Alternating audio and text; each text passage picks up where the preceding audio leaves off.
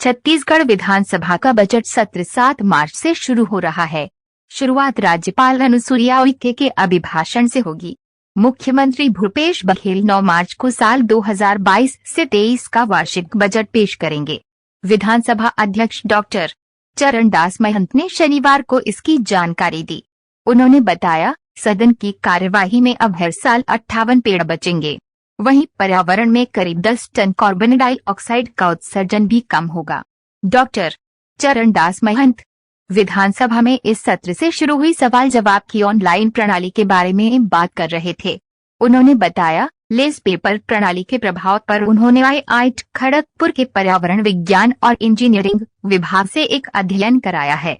उसकी प्रारंभिक रिपोर्ट आ गई है। इसके मुताबिक पिछले 8 सालों में विधायकों ने 36,650 सवाल लगाए हैं, यानी औसतन हर साल 4,550 सवाल पूछे गए हैं। उन्होंने इस डायरी को बना के आपके सामने प्रस्तुत कर दिया है। वैसे हम तो चाहते थे कि राजस्व मंत्री जी बनाए, मगर शासन इस मामले में तैयार नहीं हुआ। हमारे विपक्ष के नेता माननीय धर्मलाल जी कौशिक ने कहा कि आप बना सकते हैं, और हमने ये कोशिश की है। मुझे देखने में लगा जल्दी जल्दी में कुछ गड़बड़ जरूर हुआ है, उसे आप लोग देखेंगे तो बताएंगे। आज आप लोगों से मिलने का जो व्यवस्था है पहले से, कि हम लोग बजट सत्र के पहले एक दिन आप सबसे बात करते हैं, उसी संदर्भ में आप लोगों को यहाँ बुलाया गया है। इस बार विधानसभा में हमने एक नई शुरुआत की है कि प्रश्न को ऑनलाइन मंगाए थे और उनके उत्तर भी हमने ऑनलाइन प्राप्त किया, और मुद्रण के लिए भी भेजा गया तो ऑनलाइन भेजा गया। ये पहला प्रयास था और इसमें हमें काफ़ी सफलता मिली। विधायकों ने भी इसमें अपना पूरा योगदान दिखाया। शुरू में थोड़ा सा कष्ट हुआ, मगर उनको जब हम थोड़ा प्रशिक्षण दिए उनके लोगों को, तो इसमें हमें सफलता मिल गई। और मुझे कहने में खुशी है, आपको बताने में खुशी है कि 1682 प्रश्न आए हैं इस बार। उसमें से 1499 प्रश्न की सूचनाएं ऑनलाइन प्राप्त हुई। इसको लगभग देखें तो 90% बनता है। और इसमें जिन सदस्यों ने हमें सहयोग किया, मैं उनकी प्रशंसा करना चाहता हूं। और वेब एप्लीकेशन तैयार किया छत्तीसगढ़ विधानसभा ने, उसमें भी हमारे सचिवालय के कर्मचारी लोग रहे, NIC का सहयोग मिला, और हमारे कर्मचारी और अधिकारी दोनों मिलके बेहतर ढंग से इस काम को कर पाए। ये पहली शुरुआत थी। हमें खुशी है, मैं उन सबको बधाई देता हूँ। एक बार और बात ये हुई कि हम लोग मुद्रण के लिए यहाँ से टाइप करके भेजते थे, उनको भी इस बार हमने ऑनलाइन ही भेजा, और उनसे जो कुछ बचत हो सकती है, जैसा कि मैंने कहा था खुद ही कि गंगराड़े जी ज़रा पता तो करो कि ऑनलाइन करने से हमें क्या फ़ायदा होगा, या प्रशासन को, या जो भी कहिए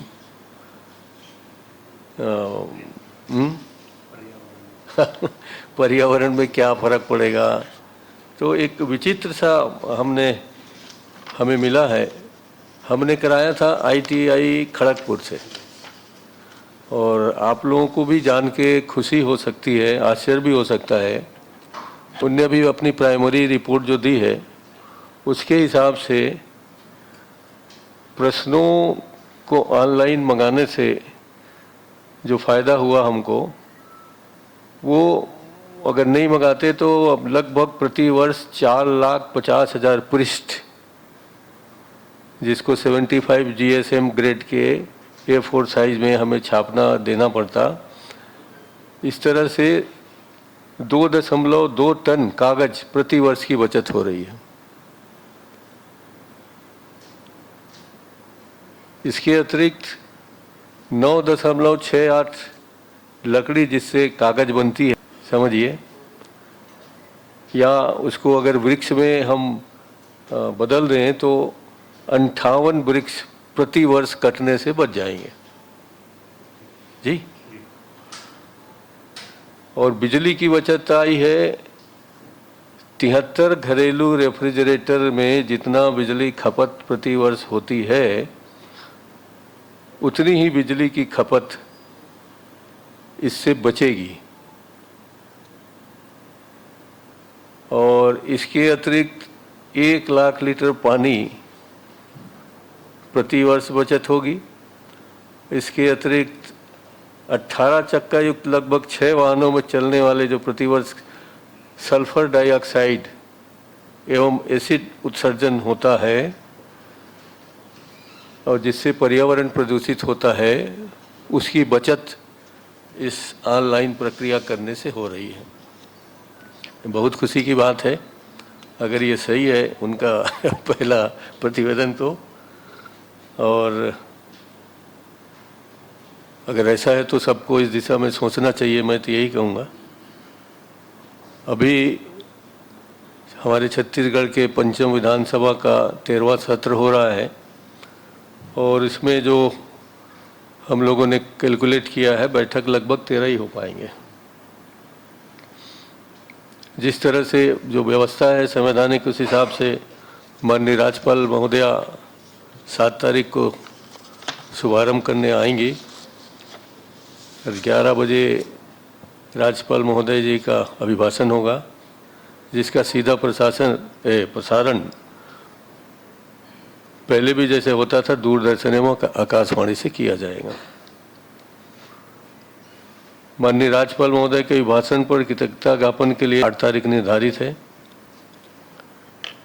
माननीय भूपेश बघेल जी जो वित्त विभाग के भार साधक मंत्री हैं, वे अपना बजट या आय व्यय का उपस्थापन करेंगे 9 मार्च को 12:30 बजे और इस पर चर्चा शुरू हो जाएगी 10 मार्च को। विभागवार चर्चा के लिए 11 मार्च से 23 मार्च तक का समय हम लोगों ने निर्धारित किया है और 23 मार्च को विचारोपरांत जो विनियोग विधेयक आता है उस पर चर्चा होगी और उसके विचार और पारण 24 मार्च को हो जाएंगे।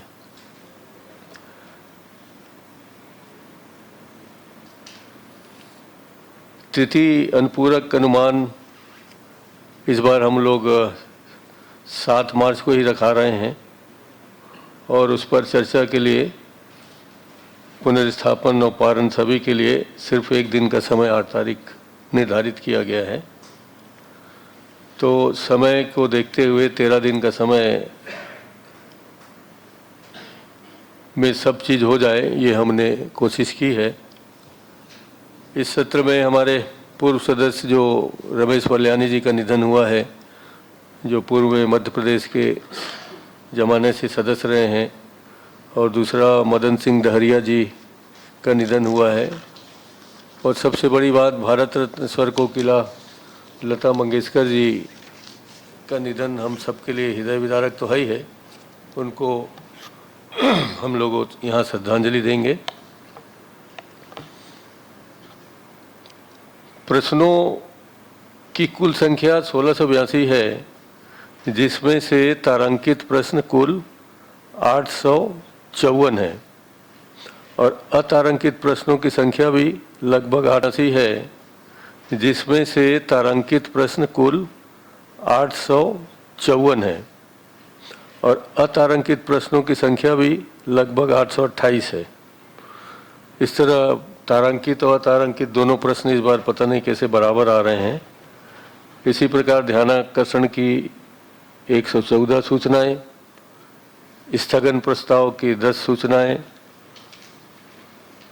नियम 139 के अधीन अविलंबनीय लोक महत्व के विषय पर चर्चा के लिए 4 सूचनाएं, अशासकीय संकल्प की 7 सूचनाएं, शून्यकाल की 16 सूचनाएं और याचिका 45 प्राप्त हो चुकी हैं। शासन की ओर से अभी तक एकमात्र विधेयक आया है जिसका नाम है छत्तीसगढ़ अनधिकृत विकास का नियमितीकरण संशोधन विधेयक। एक ही विधेयक आ पाया है। अब हो सकता है समय रहते और आ जाए। यही सूचना देने के लिए आप सबको हमने आज आमंत्रित किया है और आप सब यहाँ आए हैं, उसके लिए मैं आप सबको बहुत बहुत धन्यवाद देता हूँ। हमने विशेष रूप से माननीय गुरमुख सिंह जी होरा जी को आमंत्रित कर लिया था आज के इस विमोचन कार्यक्रम में, और हमारे सुभाष धुप्पड़ भाई जो प्राधिकरण के सदस्य हैं वो भी यहाँ हमारे बुलावे पर उपस्थित हैं, उनको भी धन्यवाद देता हूँ। आप सब को विशेष रूप से धन्यवाद, और आपसे अपेक्षा है कि विधानसभा की कार्रवाई आप पूरी तरीके से आम लोगों तक पहुंचाने में मदद करेंगे।